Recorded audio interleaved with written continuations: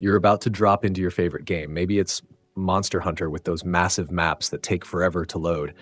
And you're stuck wondering, man, do I really need a fancy SSD to make this work? I get it.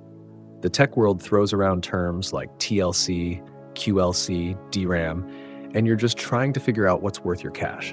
Well, stick with me, because today I'm breaking it all down in a way that's real, relatable, and won't leave you scratching your head. We're talking SSDs for gaming, what matters, what doesn't, and why you might be overthinking this whole thing. Let's start with the big question, TLC versus QLC. If you're new to this, TLC stands for triple level cell. It's like the reliable middle child of SSDs. QLC, quad level cell, the budget-friendly younger sibling.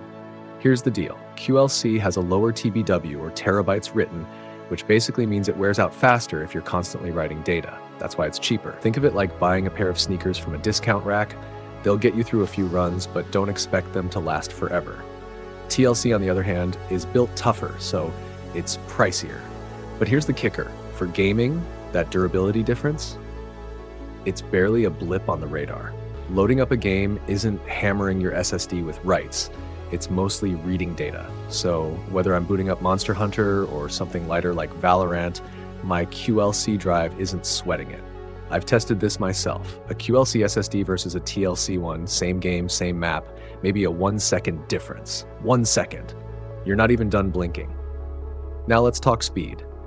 You've probably heard about SSDs with DRAM versus ones without. DRAM's like a turbo boost. It's a small chunk of super fast memory that helps your SSD handle big tasks without slowing down. Imagine you're hauling a huge load in a truck. With DRAM, you've got a smooth highway. Without it, you're stuck on a bumpy back road.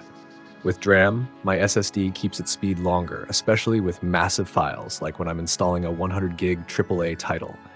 Without it, things might lag a bit toward the end. But for gaming, loading maps, or jumping into a match, that DRAM advantage is overkill. I ran a PCIe 5.0 SSD with DRAM against a DRAM-less PCIe 4.0. Monster Hunter's giant maps still loaded in 10 seconds versus 11.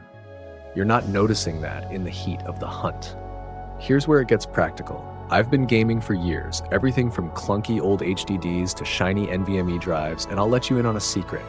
Any SSD is a game changer. Back in the day, I'd wait a full minute on an HDD to load into a game. Now, even a basic SATA SSD cuts that to under 15 seconds. I've got a SATA drive sitting in my rig right now, holding all my games. Think Cyberpunk, Elden Ring, you name it, and it's fine.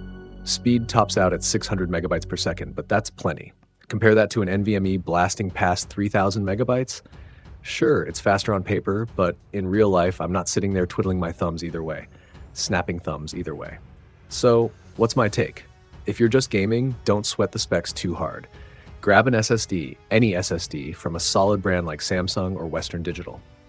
You don't need to splurge on top-tier TLC or DRAM-loaded models.